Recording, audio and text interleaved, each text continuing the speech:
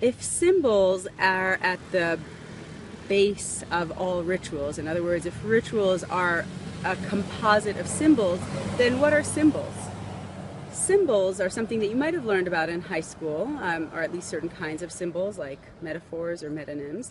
And so you might recall some definitions of symbols. The one that we use in anthropology is so unbelievably simple that it almost goes without statement, or it seems like funny to even spend the time to define it. We say that a symbol is a thing that stands for another thing.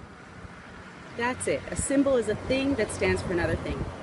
But the reason that's important is because it helps us to see how symbols operate in different societies. So the term that we use for the thing, so if it's a thing that stands for another thing, the term that we use to describe that first thing, the symbol itself, is the signifier. The signifier.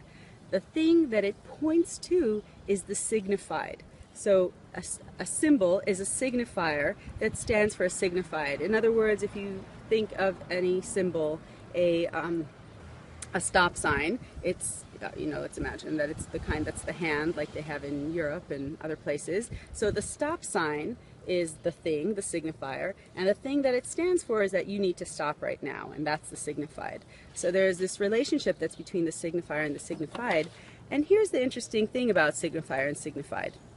They're not necessary relationships. So there are symbols that you see that are in your own culture that you can look at them and instinctively know what they're supposed to stand for. But the reason that you know what they're supposed to stand for, and the reason that it feels instinctive to you, is because in your society you've been taught that when you see this one thing, the signifier, you think about this other thing, signified. So if I put a icon, I don't know, a smiley face or something, and I say, what does it stand for you? You might think, what are the things that it brings to mind? So you think happy, and you think text messaging, and you might think Facebook, and you might come up with a whole series of things that it stands for, the signifieds.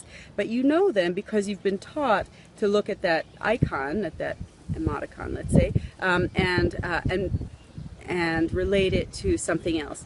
But if we took that specific symbol and put it in a different society, people might come up with a whole different set of things. In fact, if I drew a kind of just a stick figure tree, as I often do in my classroom, and so I put that as a signified, just kind of a sketch of a tree, and I say, what does it stand for? You might say tree.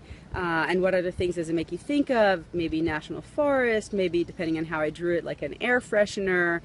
You might think about nature. You might think about, depending on how I drew it, maybe a Christmas tree. Maybe you think about gifts and all those things. And you might think about, lactation, and probably you'll be thinking about motherhood.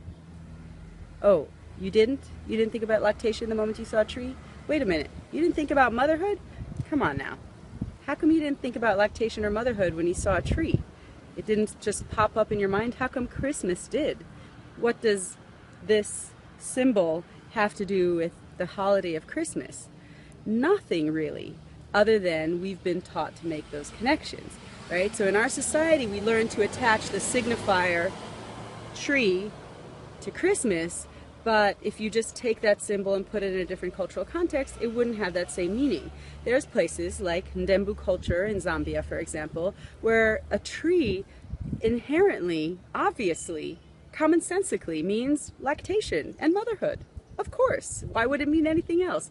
Because they've been taught from the moment they were born to connect those two things. Trees is where women go to nurse. There's trees that are specifically representative of motherhood, and they operate in people's everyday lives to symbolize motherhood. And so it's probably one of the first things that would pop to mind to a young Ndembu person, or an old Ndembu person as well. But it doesn't to you, probably, if you're not Ndembu, because you haven't been taught to connect that signifier and signified. And this is why it's important to distinguish a symbol, a thing that stands for another thing, a signifier that stands for a signified, because there's no inherent relationship between the signifier and the signified. If I were drawing this on a board, I would say, so here's a signifier and here's a signified, and then I would draw a little amoeba, nondescript shape to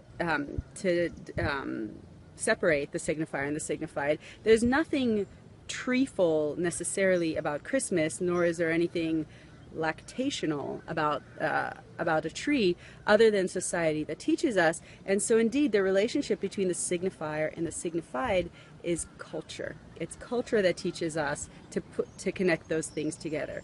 And this is why symbols are important. Human life is inherently symbolic.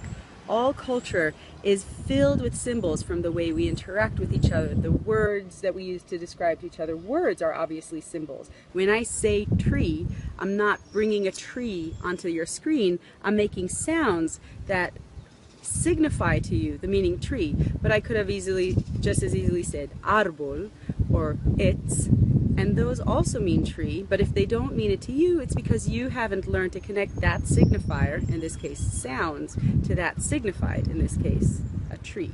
So there's not a necessary relationship, and so it's society that fills our world with symbols, and it's society that teaches us to connect the symbols with the thing that it stands for, the signifier with the signified.